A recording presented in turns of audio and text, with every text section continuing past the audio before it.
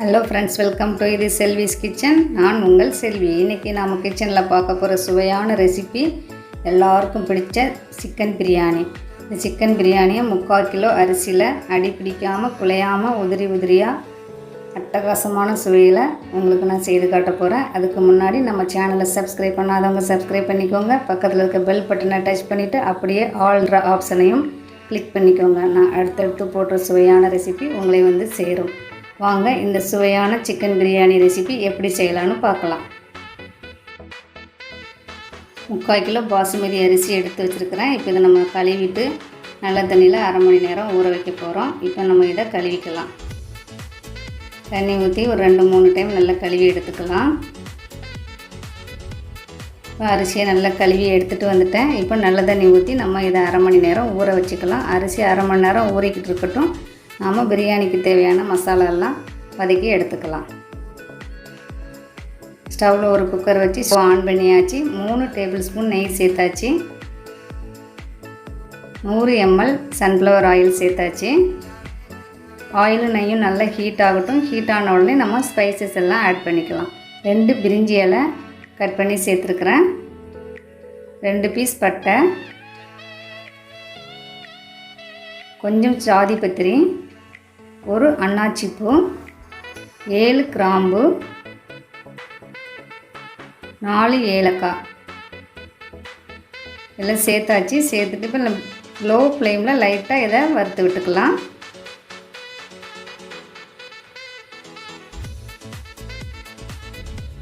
நம்ம இப்போ வெங்காயம் சேர்த்துக்க போகிறோம். 6 மீடியம் சைஸ் பெரிய வெங்காயம், 6 வெங்காயம், மீடியம் சைஸ் வெங்காயம் நல்லா ஸ்லைஸ் பண்ணி எடுத்து வச்சுருக்கிறேன். பாருங்கள் எந்த அளவுக்கு ஸ்லைஸ் பண்ணியிருக்கோம்னு இந்த அளவுக்கு நீங்களும் ஸ்லைஸ் பண்ணி எடுத்துக்கோங்க. இதை நாம் குக்கரில் சேர்த்துக்கலாம். குக்கரில் சேர்த்துட்டு இதை நல்லா லோ ஃப்ளேமில் நல்லா வதக்கி எடுத்துக்க போகிறோம். வெங்காயம் வதக்கும்போது லோ ஃப்ளேம் வச்சுக்கிட்டு 5-6 நிமிஷமாவது நல்லா வதக்கி விடணும். ப்ரௌன் கலர் வரணும் வெங்காயம், அந்த அளவுக்கு நம்ம இதை வதக்கி எடுத்துக்கலாம். நம்ம எந்த அளவுக்கு வெங்காயத்தை நல்லா வதக்குறோமோ அந்த அளவுக்கு பிரியாணி மிகவும் சுவையாக கிடைக்கும். நான் சொல்கிற ஒவ்வொரு டிப்ஸையும் நீங்கள் ஃபாலோ பண்ணி இந்த பிரியாணி செய்து பாருங்கள். அட்டகாசமான சுவையில் இந்த பிரியாணி வரும். பாருங்கள் வெங்காயம் நல்லா வதங்கி வந்துக்கிட்டு இருக்கு. வெங்காயம் இந்த ஸ்டேஜுக்கு வந்த உடனே 3 டேபிள் ஸ்பூன் இஞ்சி பூண்டு பேஸ்ட்டு சேர்த்துக்கலாம். இஞ்சி பூண்டு பேஸ்ட்டு சேர்த்துட்டு லோ ஃப்ளேமில் ஒரு 2-3 நிமிஷம் இஞ்சி பூண்டுடைய பச்சை ஸ்மெல் போகிற வரைக்கும் நல்லா வதக்கி எடுத்துக்கலாம். இஞ்சி பூண்டு போடும்போது லோ ஃப்ளேம் வச்சுக்கோங்க, இல்லாட்டி அடி பிடிக்கும். இப்போ லோ ஃப்ளேமில் நம்ம 2-3 நிமிஷம் வதக்கி விட்டாச்சு. பச்சை ஸ்மெல் எல்லாம் போயிடுச்சு. இப்போ 6 பச்சை மிளகாய் லைட்டாக கீறி வச்சுருக்கிறேன், அதையும் சேர்த்தாச்சு. லைட்டாக மிக்ஸ் பண்ணி விட்டாச்சு. இப்போ 1 கைப்பிடி அளவுக்கு புதினா, 1 கைப்பிடி அளவுக்கு மல்லி இலை சேர்த்துட்டு லைட்டாக நம்ம மிக்ஸ் பண்ணி விட்டுக்கலாம்.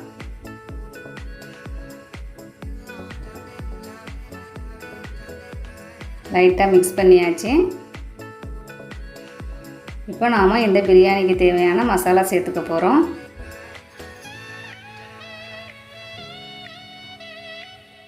2 டீஸ்பூன் தனி மிளகாய்த்தூள், 1 டீஸ்பூன் காஷ்மீரி மிளகாய்த்தூள். காஷ்மீரி மிளகாய்த்தூள் கலருக்காக சேர்த்துருக்குறேன். இதில் காரம் அவ்வளோவா இருக்காது. 1 டீஸ்பூன் கரம் மசாலா தூள் சேர்த்துட்டு லோ ஃப்ளேமில் மசாலாவுடைய பச்சை ஸ்மெல் போகிற வரைக்கும் இதை நம்ம நல்லா வதக்கி விட்டுக்கலாம். மசாலாவுடைய பச்சை ஸ்மெல் எல்லாம் போயிடுச்சு. இப்போ நாம் தக்காளி சேர்த்துக்க போகிறோம். 5 தக்காளி, மீடியம் சைஸ் தக்காளி நல்லா ஸ்லைஸ் பண்ணி வச்சுருக்கிறேன். நம்ம அதையும் சேர்த்துக்கலாம். தக்காளி நல்லா ஸ்லைஸாக வெட்டி வச்சுக்கோங்க, சீக்கிரம் வதங்கி வரும்.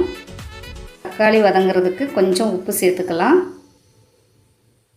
கொஞ்சம் உப்பு சேர்த்துட்டு தக்காளியை மீடியம் ஃப்ளேமில் ஒரு 5-6 நிமிஷம் நல்லா வதக்கி விட்டுக்கலாம். நல்லா இது ஒரு கிரேவி பதத்துக்கு வரும், அந்த அளவுக்கு நம்ம இதை நல்லா வதக்கி எடுத்துக்கணும்.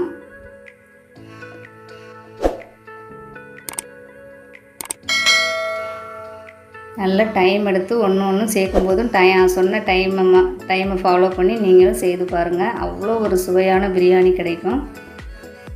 அட்டகாசமான பிரியாணி நம்ம வீட்டிலேயே நம்ம ரெடி பண்ணி சாப்பிட்லாம். ஹோட்டலுக்கு போகணுன்னு அவசியம் கிடையாது.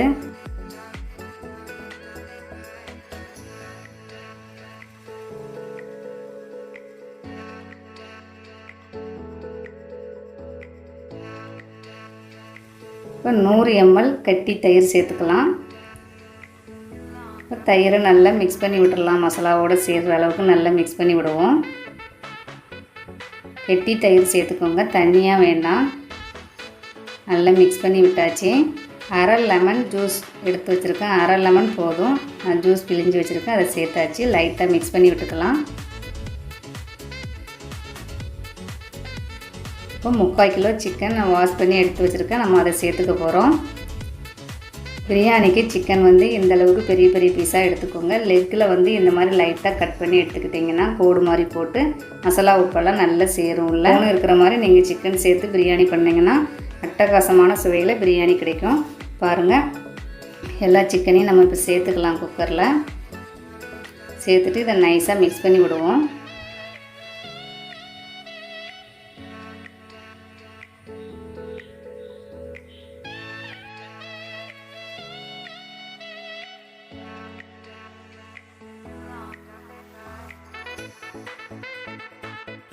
நைஸாக மிக்ஸ் பண்ணி விட்டாச்சு. நம்ம இந்த பிரியாணிக்கு தேவையான அளவு உப்பு சேர்த்தாச்சு. ஏற்கனவே நம்ம தக்காளி வதங்கிறதுக்கு கொஞ்சம் உப்பு சேர்த்துருக்கோம். உப்பு பார்த்து சேர்த்துக்கோங்க. லைட்டாக கிளறி விட்டுக்கலாம்.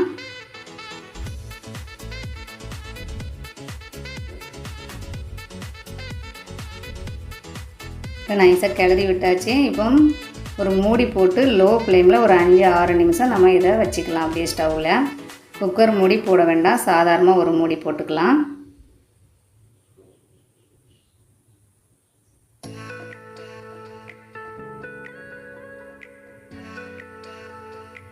இப்போ மூடி போட்டுட்டு லோ ஃப்ளேமில் ஒரு 5-6 நிமிஷம் நாம் இதை அப்படியே இருக்க விட்டுடலாம்.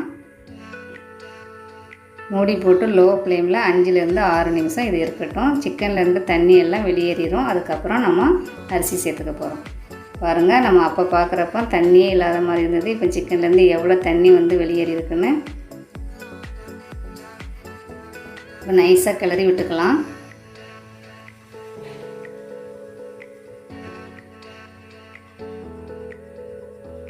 நைஸாக கிளறி விட்டாச்சு. நம்ம ஏற்கனவே ஊற வச்சுருந்தா பாசுமதி அரிசியை நம்ம இதில் சேர்த்துக்க போகிறோம். அரிசி வந்து பழைய அரிசியாக கேட்டு வாங்கி நீங்கள் பிரியாணி சமைங்க. புது அரிசினா கொஞ்சம் கொழகொழப்பாக ஆகிடும். பழைய அரிசினா நமக்கு நல்ல சாதம் உடையாமல் உதிரி உதிரியாக கிடைக்கும். அரை மணி நேரம் ஊற வச்சுருந்தோம் இல்லையா, அந்த அரிசியை நம்ம இப்போ சேர்த்தாச்சு.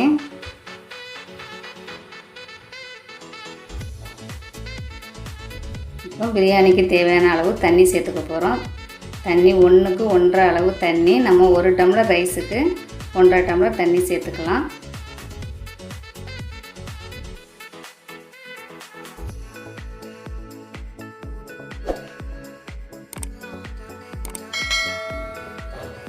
அரிசி உடையாத அளவுக்கு நைஸாக கிளறி விட்டாச்சு.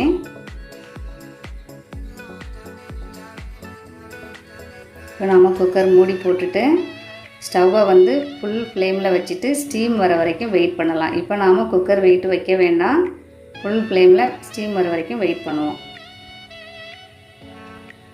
இந்த ஸ்டேஜில் நம்ம குக்கர் வெயிட் போட்டுட்டு ஸ்டவ்வை லோ ஃப்ளேம் பண்ணிடலாம்.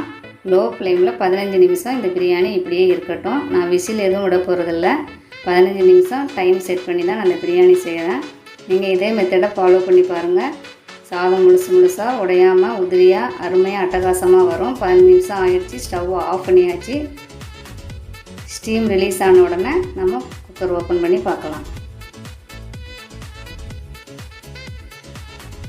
பாருங்கள், அட்டகாசமான பிரியாணி ரெடி ஆகிடுச்சு. நைஸாக கிளறி விட்டுக்கலாம். ரொம்ப அழுத்தமாக கிளறக்கூடாது, சாதம் உடைஞ்சிடும். பாருங்கள், எந்த அளவுக்கு நான் சொன்ன பக்குவத்தில் நீங்களும் பண்ணி பாருங்கள். சாதம் எப்படி முழுசாக உடையாமல் இருக்குது பாருங்கள். இப்போ சிக்கன் ரெடி ஆகிடுச்சான்னு பார்க்கலாம். பாருங்கள், சிக்கனெல்லாம் எவ்வளோ மிருதுவாக அருமையாக வெந்திருக்குன்னு. இப்போ நாம் இதை ஒரு அகலமான பாத்திரத்தில் கொட்டிட்டு நைஸாக கிளறி எடுத்துக்கலாம். குக்கரில் நம்ம இப்படி வச்சு ஃபுல்லாக கிளறிட்டோம்னா ரைஸ் உடைஞ்சிடும். அதனால் நாம் ஒரு அகலமான பாத்திரத்துக்கு மாற்றிட்டு மசாலா எல்லாம் சேர்கிற மாதிரி நைஸாக கிளறி விட்டு எடுத்துக்கலாம். நான் எப்போவுமே பிரியாணி செய்யும்போது இந்த மாதிரி ஒரு அகலமான பாத்திரத்துக்கு மாற்றிட்டு மசாலாவெல்லாம் சேர்ந்து வர மாதிரி நைஸாக கிளறி விட்டுட்டு அதுக்கப்புறம் நான் குக்கரில் செட் பண்ணி வச்சுப்பேன். நீங்களும் இந்த மெத்தடை ஃபாலோ பண்ணி பாருங்கள். குக்கரில் இருக்கும்போதே அழுத்தமாக கிளற வேண்டாம். இந்த மாதிரி கிளறி திரும்ப நம்ம குக்கருக்கு மாற்றிட்டு மூடி போட்டு அப்படியே சூடாக இருக்கும் செட் பண்ணி வச்சுக்கலாம். இந்த அட்டகாசமான பிரியாணி எப்படி இருந்ததுன்னு நீங்கள் கமெண்டில் சொல்லுங்கள். இந்த அருமையான சிக்கன் பிரியாணியை உங்கள் வீட்லேயே நீங்கள் ட்ரை பண்ணி பாருங்கள். ட்ரை பண்ணி பார்த்துட்டு எப்படி இருந்ததுன்னு கமெண்டில் சொல்லுங்கள். என்னுடைய இந்த ரெசிபி உங்களுக்கு பிடிச்சிருக்குன்னு நினைக்கிறேன். பிடிச்சிருந்தா லைக் பண்ணுங்கள், ஷேர் பண்ணுங்கள், கமெண்ட் பண்ணுங்கள். மறக்காமல் செல்விஸ் கிச்சனுக்கு சப்ஸ்கிரைப் பண்ணுங்கள். பக்கத்தில் இருக்க பெல் பட்டனை டச் பண்ணிவிட்டு அப்படியே ஆல்ன்ற ஆப்ஷனையும் கிளிக் பண்ணிக்கோங்க. நான் அடுத்தடுத்து போடுற சுவையான ரெசிபி உங்களை வந்து சேரும். மீண்டும் ஒரு அட்டகாசமான சுவையான ரெசிபியில் நான் உங்களை சந்திக்கிறேன். தேங்க்ஸ் ஃபார் வாட்சிங். பாய்.